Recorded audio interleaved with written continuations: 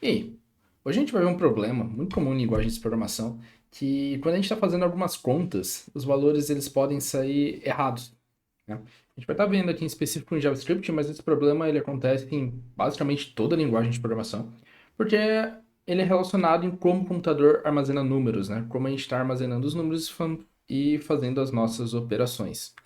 Para mostrar esse problema que eu estou falando, eu vou abrir aqui um terminal e iniciar aqui o Node, dar um zoom aqui para ficar melhor para vocês verem. E se eu fizer, né, uma conta simples, 0.1 mais 0.2, eu espero que o resultado seja 0.3. Porém, o resultado me deu 0.3000000, até no final ele arredondou para 4. Esse valor está errado. Esse valor é diferente de 0.3. Então, se eu fizer uma comparação aqui, ponto 0.1 mais 0.2 é igual a 0.3, o valor é falso. Mas deveria estar certo. E esse tipo de problema a gente tem com várias contas, né? Então, sei lá, 20, pensando que a gente está mexendo com real, com dinheiro, por exemplo, né? Então, 90 e 60 mais 20 e 30. Isso aqui deveria ter dado 10,90, mas deu 10 e 89.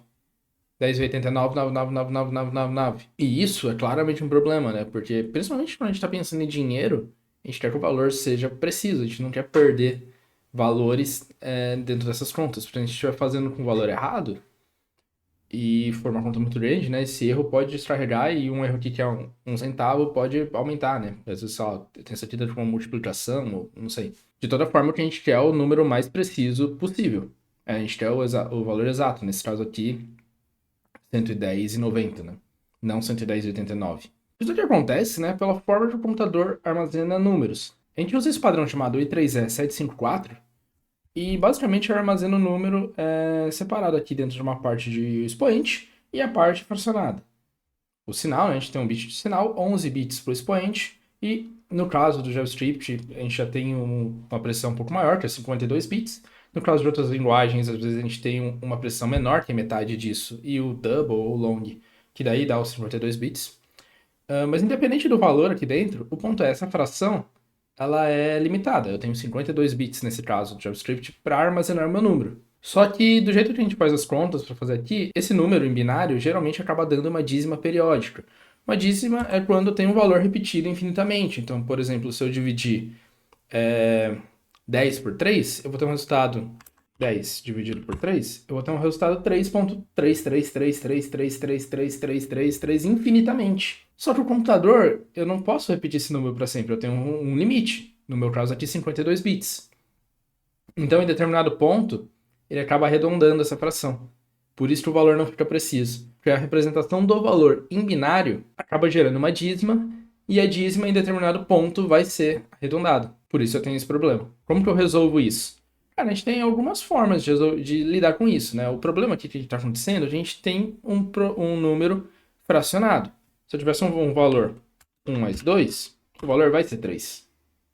Porque o número inteiro acaba não tendo esse problema de arredondamento. Então, o que a gente pode fazer simplesmente é transformar o número fracionado em um inteiro. Então, em vez de eu somar 0.1 mais 0.2, eu posso somar 0.1 vezes 10, porque eu estou tirando a vírgula, né? Ele vai se tornar 1, mais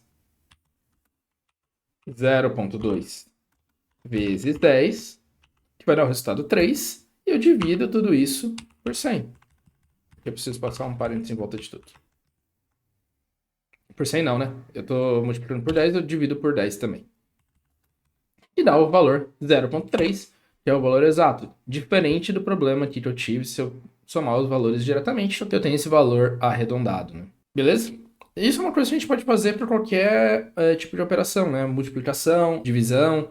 Eu sempre posso transformar o valor em inteiro e depois converter ele de volta para fracionado.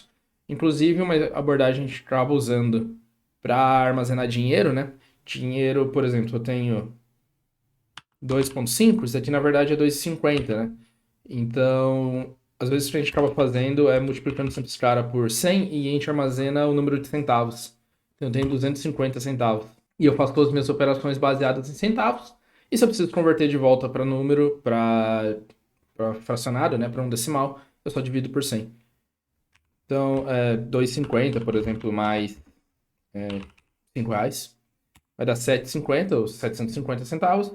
E se eu quero pegar o valor 7,50, eu posso dividir esse cara aqui por 100, 7,50. Daí eu acabo não tendo esse problema, né, de arredondamento e eu consigo trabalhar com o número de uma forma mais precisa. E como eu falei, isso aqui vai acontecer em qualquer outra linguagem de programação, né? Se a gente estiver usando float ou double em Java, C, enfim, vai ter esse problema de arredondamento. Mas agora você está perguntando, quer dizer que eu vou ter que, toda vez que eu for fazer uma conta, sair multiplicando os valores para tirar de ponto flutuante? E se aqui eu tiver ponto 1 e aqui eu tiver ponto 20 ou ponto 0,2, o que eu vou ter que multiplicar? Vou multiplicar todo mundo por 100, todo mundo por 10. Eu vou ter que me preocupar com isso. Eu não posso simplesmente multiplicar só por 10, mas daí um valor vai ficar quebrado. Eu vou ter que me preocupar com isso na prática mesmo? Não necessariamente, porque existem várias bibliotecas que já vão resolver isso pra gente. Em algumas outras linguagens, até tipos que você nem precisa instalar nada, né? Até tipos já nativos. Então, por exemplo, no Java a gente tem o Big Decimal, que a gente pode estar usando, que já vai resolver esse problema pra gente.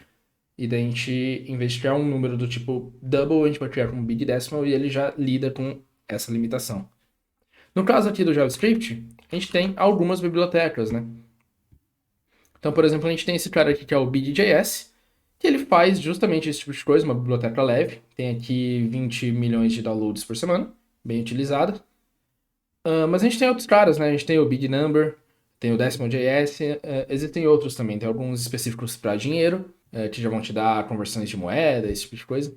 Mas em geral, como a gente vai acabar trabalhando, a gente cria um número como sendo uma instância desse big, e a gente pode realizar as contas dessa forma, né? Então eu posso fazer o big plus outro big, minus outro big, enfim, eu posso utilizar ele para fazer as contas e aí ele já vai resolver para mim esse problema, né? Então vamos testar esse cara aqui, eu vou instalar ele no projeto. Sair aqui do terminal, npm i big.js, e eu vou criar aqui um arquivo index.js e eu vou importar o big. Então const big igual require big.js. Eu vou também instalar aqui para mim os tipos dele, só para facilitar um pouco. O autocomplete. Então, instalar os tipos. Beleza. Então agora eu posso fazer aqui const A vai ser igual... como que ele usa aqui? Ele importa o big maiúsculo, né? Ele já importa a classe aqui direto. Então, beleza. Então vai ser new big 0.1. Const b vai ser igual new big 0.2. E agora eu vou dar aqui um console.log a.plus b. E eu vou dar aqui um... eu acho que eu nem preciso dar um toString, acho que ele já vai printar para mim. Beleza. Vou executar esse cara, então node index.js. E ele me printou aqui o valor do formato big, né? Vamos tentar transformar esse cara aqui de volta. Fitted 2. Beleza. Então, eu pedi para ele ter dois valores depois da vírgula, né? Por isso que eu passei o toFitted 2. Eu acho que a gente pode passar até toFitted 1. Aqui para ficar o resultado exatamente que a gente está esperando. Então, 0.1 mais 0.2, ele me dá exatamente 0.3.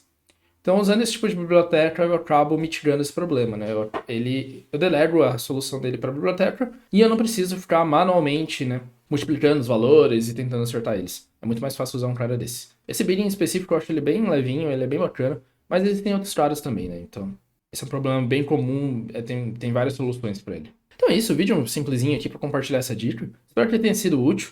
Valeu a todos que assistiram até aqui. Não se esqueçam de comentar, de deixar um gostei e até o próximo vídeo.